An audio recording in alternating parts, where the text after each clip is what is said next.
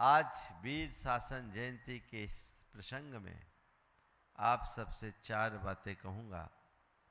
सुनना, समझना, स्वीकारना और सुधारना। सुनो, समझो, स्वीकारो और सुधारो।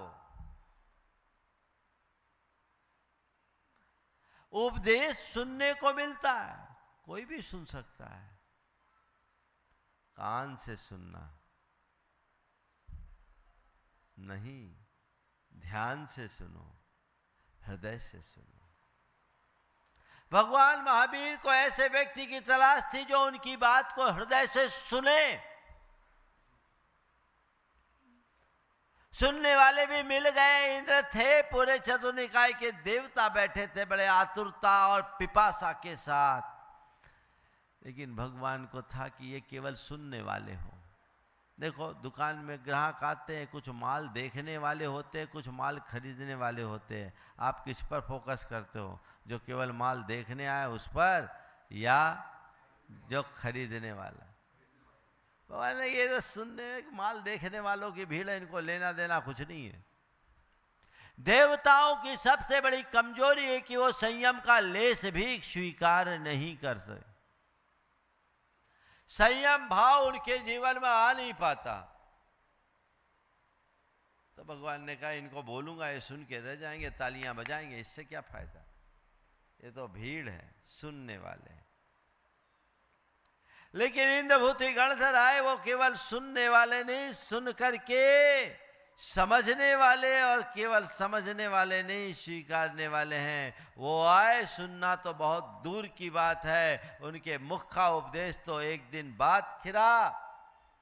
उनकी वाणी, उनकी जो काया से जो उनकी वीतरागता का तेज प्रकट हुआ। हम लोग कहते हैं मान स्तंभ के दर्शन से ही उनका मान स्तंभित हो गया और उनका हृदय परिवर्तित हो गया। जिन्हें भगवान महावीर एक माया जालिया के रूप में देख रहे थे, उनकी मुद्रा देखते ही उनके मन की माया सिमट गई, हमेशा को दूर हो गई। वो भगवान महावीर के प्रथम शिष्य बने और उनके निमित्त से द्वादशांग की स्थापना हुई, चतुर्वेद संघ स्थापित हुआ, तीर्थ का प्रवर्तन हुआ। आज हम सब भाग्यशाली हैं कि हम भगवान महावीर के उसी शासन में जी रहे हैं। जी रहे, हमें उपदेश सुनने को मिल रहा है, तो आप सब भी सुनने वाले हो। कैसे सुन रहे हो? कान से?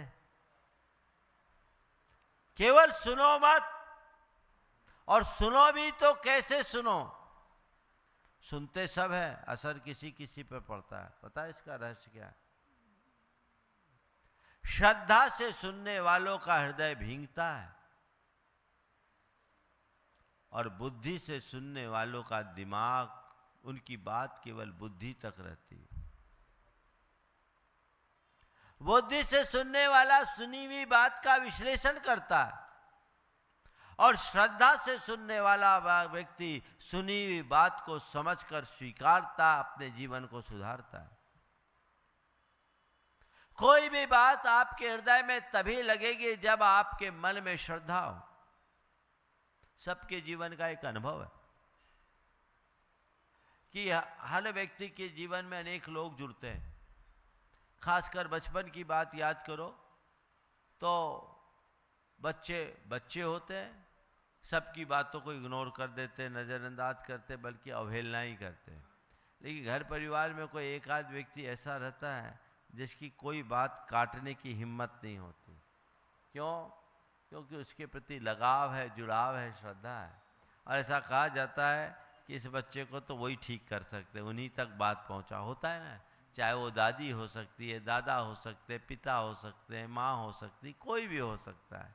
तो एक व्यक्ति विशेष के प्रति, व्यक्ति विशेष का जिसके प्रति श्रद्धा, उसकी बात अकाट्य हो जाती है, क्योंकि वो स्वीकार्य है। श्रद्धा ऐसा तत्व है जो हमारे अंदर स्वीकार्यता का भाव जगाती है। स्वीकारता है, तो वो अंदर स्वीकारता आ गई, जीवन पलट गया। भगवान महावीर जब मारीची थे तो मारीची की पर्याय में भगवान ऋषभदेव की वाणी उनके लिए काम नहीं करी।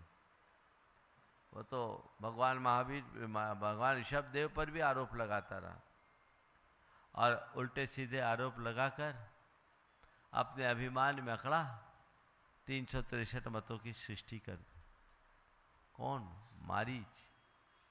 तीर्थंकर का सानिध्य जिसे नहीं बदल पाया, वही मारीच आगे चलकर जब शेर की पर्याय में था, अपने तीक्ष्ण पंजों से हिरण का शिकार कर रहा था,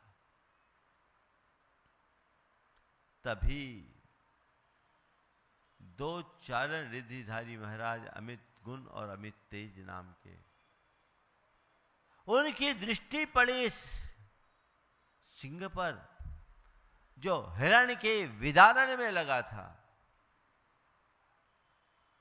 एक ऊंचे टीले पे खड़े होकर जोर जोर से कहने लगे, हे मृगराज, तो किस हिंसा के क्रूर कृत्य में संलिप्त हो रहा है?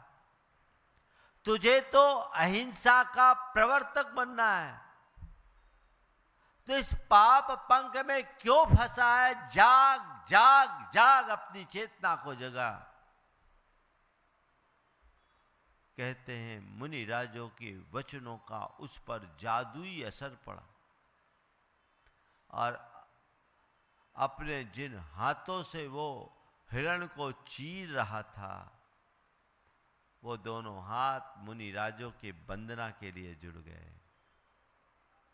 उसकी आंखों में जो क्रूरता टपक रही थी, आंसू की धार बहने लगी, आत्मग्लानि हुई। उसे लगा कि मैं इस हिंसा के दौर में पढ़ करके अपना अनर्थ कर रहा हूं। उसने अपना पश्चाताप किया और उसने हिंसा का त्याग करके समाधि पूर्वक शरीर त्यागा और स्वर्ग में सिंह केतु देव बना। और 10वें भाव में, वहीं से 10वें भाव में वही सिंह, वही क्रूर सिंह भगवान महावीर बन गया।